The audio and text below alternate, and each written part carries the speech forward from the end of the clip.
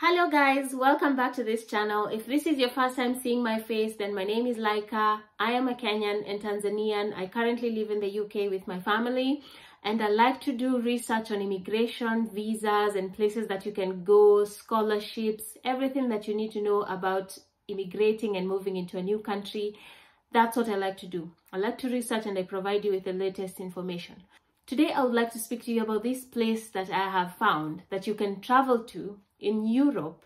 You do not need a visa, you don't need a residence permit, you can go there as a tourist, you can go there to work, anything you would like to do. If you're an adventurous person, then this is the place for you. So stay with me to the end of the video if you're interested, and you will learn so much. Yeah, come with me.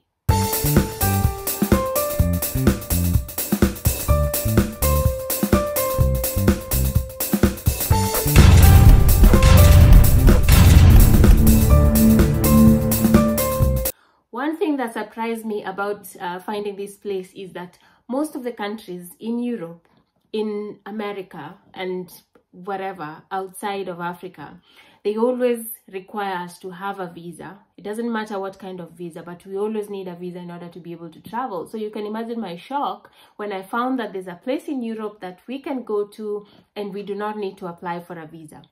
What is this place? How do you get there? Everything that you need to learn today, I've got you. I am so excited for this. Without wasting much time, the place is called Svalbard. Svalbard is in Europe. It's situated right within Norway. So you would need to go to Norway and then go to Svalbard. So as much as we're celebrating that we do not need a visa, the first thing that I should tell you is that you will need a visa to go to Norway. There's always a catch for us. It's never that easy. You will need a visa to go to Norway, and then once you're in Norway, you can then drive up to Svalbard. But then, because it's not like a long-term visa that you need for Norway, it will not be difficult for you to get. Just make sure that when you're applying for your transit visa, that means the Schengen visa. If you're getting the Schengen visa to enter Norway, make sure that it's multiple entry so that you can get into Norway, go to Svalbard, and then get back into Norway and then back into your country. That's the main thing to remember if you're wanting to go work or stay in Svalbard. There are other few things that are interesting to learn about Svalbard, and one of them, I was telling my friend who lives in Norway currently that I would like to do a video about the place called Svalbard, and he said, yeah, I've been there. Did you know there are more polar bears in Svalbard than there are people? So it's a very remote place. It's not like a vibrant city like we're used to by living in Nairobi or living in Mombasa or living in Dar es Salaam, you know. It's a very remote place. It's very cold. The advantage of being there is that you get to see the northern lights if you've never seen them like me. But if you've seen them, probably you'll be like, oh, that's no big deal. But to me, it's such a big deal. I would love to see the northern lights one day. And if I do, I'm going to tell you about it. So the best thing about living in Svalbard is you'll get to see the northern lights. There are not many people who live there. And because there are more polar bears than people, it means that there's a chance you might meet a polar bear, not in the streets in the city, but if you ever go outside. So they say that if you're going outside the city and you're not part of an organized group, you'll need to be given a gun and you'll need to know how to use it because a polar bear might attack. But then being from Africa, people think that we live with lions anyway, so we're used to the danger, but the cold, nah, we're not used to that.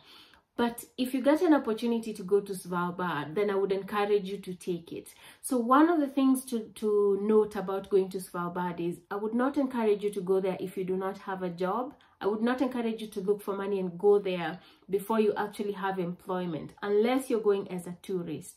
If you're someone who likes hiking, then Svalbard is for you because you'll get to go on the hikes, you know, the people who go with those things that they go digging about. I hope that's how they do it when they're walking on snow, because I've only seen it on the Olympics. I don't like the cold. Yeah, so if you like hiking, if you like looking into caves and that's a place that you can decide, let me take my family and go see Svalbard.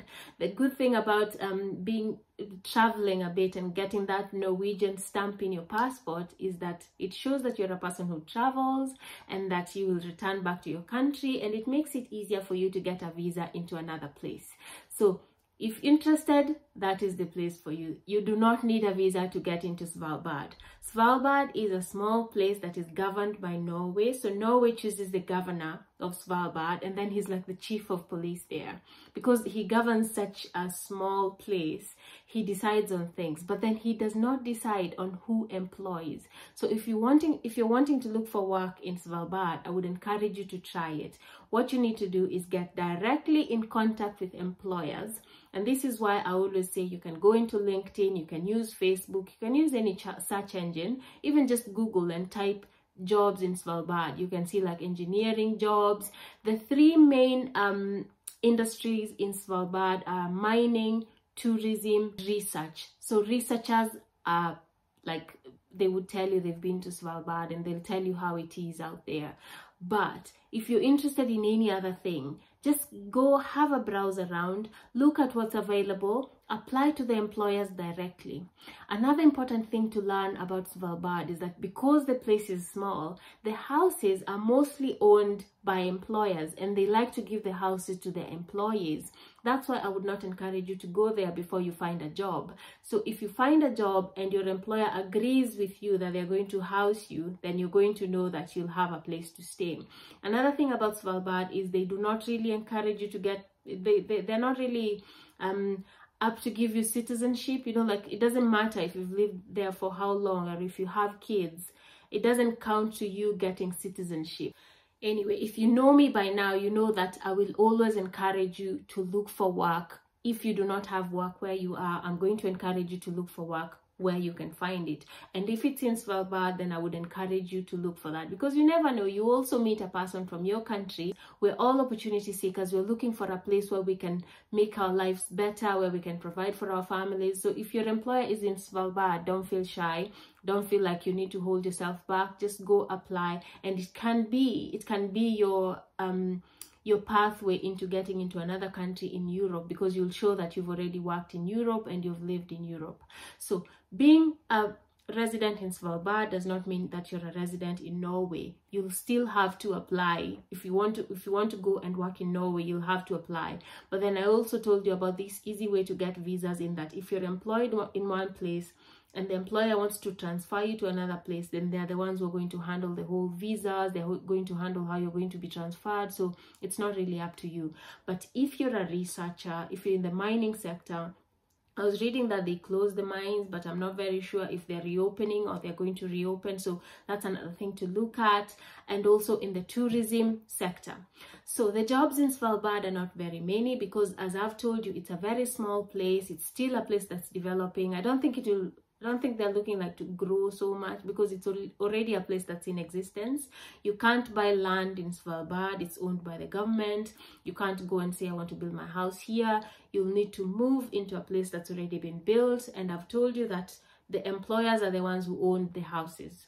So if you're wanting to go there as a tourist, you can book your holiday, get your Schengen visa into Norway, multiple entry, go, come back, see how it is. If you like it and you want to move your family there, then that's good for you.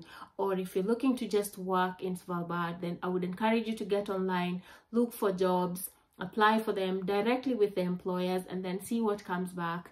They say that if you're going to live in Svalbard, you're only a guest. The place is owned by polar bears, but not to be discouraged. The polar bears are out of the city, but still people people who are within the city leave their doors unlocked, just in case someone needs to run in quickly from a polar bear. So you need to, like, we are good runners. So if you're going there, make sure that you're prepared to run, or you might even need to learn how to use a gun, just in case one comes for you. The place is completely visa free, and you do not need a residence permit to live in Svalbard. So the biggest population of people in Svalbard is actually students and researchers. People have gone there because they want to research on things in the Arctic. So most of them are situated in Svalbard because it's the northernmost city that you can find. So they go and are based there, and then they would go out and do their research and come back. Now, because the place is so small, someone might think, I don't want to apply for jobs here because I will not find them anyway. You see, when everyone is thinking that the place is small, then it means most of them are not applying to the jobs. So you might find that the employers are actually struggling to fulfill the duties that they want to, because they can't find staff. So when the place is small, there's a high chance that many people are not applying, and that's why you could be lucky, because you could sometimes be the only person who's applied to a job, and the employer likes your experience, so they think, you know what, I'm going to bring this person in because they're going to be loyal to me anyway. So that's something that you should consider. So which are the places that you can look for work if you're wanting to go and work in Svalbard? The first place is the governor's office. You can also look in the community council. You can also look in the tourism industry, as I've told you. The university center in Svalbard, where people are situated, you know, the students and the researchers. You can also go directly and check the job listings from the Norwegian Welfare Administration. Or you can just, as I've said, go cold turkey and contact employers directly. If you know that they have a company in Svalbard, if you know someone who's already there or they're in Norway, you can ask them about a company that they know that's already in Svalbard. Or of course, you can go to Google, find a company and contact them directly. You should remember that the employment is usually given on contract basis. The other advantage about looking for work in Svalbard is, remember how I always say these places prioritize their citizens, and then EU members, and then, you know, and then the rest of us.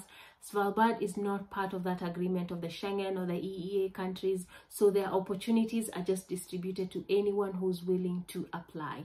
You can also look for work in the hospital that's situated in the main city, which is called Longyearbyen. The hospital will have dentists, surgeons, midwives, all that. If you're part of this, you can also have a look and see if you can get an opportunity in that place called Longyearbyen. It's important to note that although you'll be taxed less than someone who's working in Norway, you are going to have a higher cost of living. There are leisure places, you know, like movie centers. There are places that you can go and enjoy yourself. You can go to the supermarket, you can buy fresh fruit, but they are going to be a little bit pricier than being in Norway or in the mainland. They also limit the amount of alcohol that you can buy. So if you're wanting to go and party, then it's not possible. You also cannot buy alcohol on Sundays. And this is applicable in Svalbard and in Norway in general. That's the place that's in Europe. We do not need a visa to go there, and I'm hoping that one day I'll get to go there and see the Northern Lights, because it's always been an adventure of mine. So English-speaking jobs, I've not forgotten, English-speaking jobs. You can find jobs that are specifically for English speakers, especially because I've said there is tourism. Where there is tourism, you'll always find people going in from different cultures. Most of them do speak English. There's also a bit of Norwegian by people. There are people who speak Russian. There are people who speak Ukrainian, just based on their neighbors that they have. So if interested, then why not go have a look around and tell us what you find when you go to Svalbard, whether you're going as a tourist. If you find work in Svalbard, then we're always happy to hear from you. And if you're already there, then you can let us know how it is out there. Yeah, so I'll see you guys in the next video. Thank you so much for staying with me, and as usual, I'm Laika, and I'm going to provide you with even more information. Cheers guys, bye bye.